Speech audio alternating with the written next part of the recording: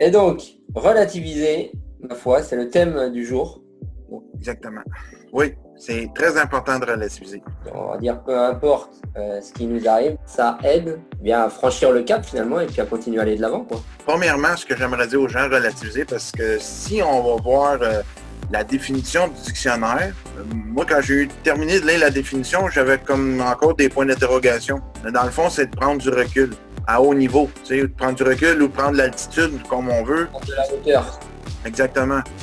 Ouais. De cette façon, ben, on n'aura pas notre épreuve, on n'aura pas notre épreuve en pleine figure, là, comme ça, sans voir, un peu comme des ailleurs de cheval, là, si on veut. Là. Puis aussi, c'est un peu minimiser, sans le nier par contre, mais minimiser, parce que souvent, c'est les émotions. Hein? Les émotions, quand nous arrive une épreuve, qu'elle soit petite ou grosse, ça peu importe.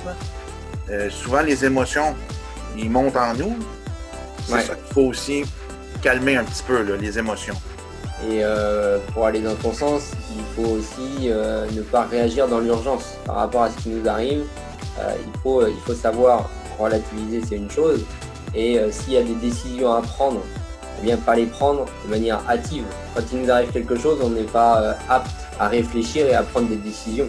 Et c'est pour ça que prendre de la hauteur, relativiser et puis du coup analyser ce qui nous arrive, ça permet a posteriori de prendre des décisions qui seront beaucoup plus sages. Quand j'ai eu mon accident, c'est sûr qu'au départ, c'est facile là, de dire relativiser, là, mais j'ai regardé un peu ce qui se faisait dans le sport, le travail. Tu sais, j'ai été chercher des modèles, si on veut. J'ai été voir des modèles. Nous, ici au Québec, là, il y avait André Vigé à l'époque, qui était un marathonien en fauteuil roulant. C'est un peu lui qui a développé le sport au Québec. Ici, là, c'est un peu comme le premier, le pionnier qui a développé le sport de faire des marathons en fauteuil roulant.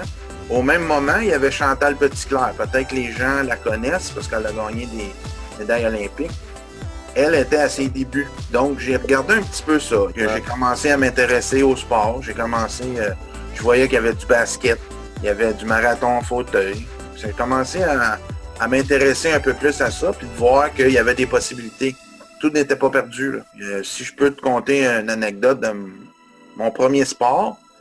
Allez, mon premier sport, j'ai vraiment commencé mollo. J'ai choisi le rugby. Ah bah oui. Tranquille. Oh oui, c'est quelque chose de tranquille. Là, sauf que pour ceux qui ont déjà regardé du rugby en fauteuil roulant, c'est assez violent, merci. Ils vont trop vite.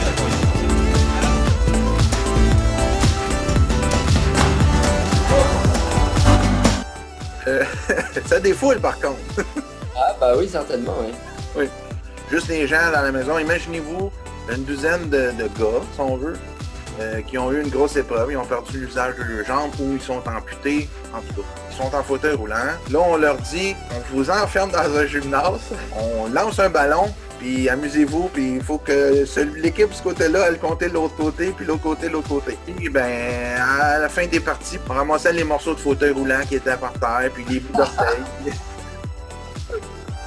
Bon, écoute, je te remercie. Je te dis à la semaine prochaine, très certainement. Ciao, à bientôt. Salut tout le monde.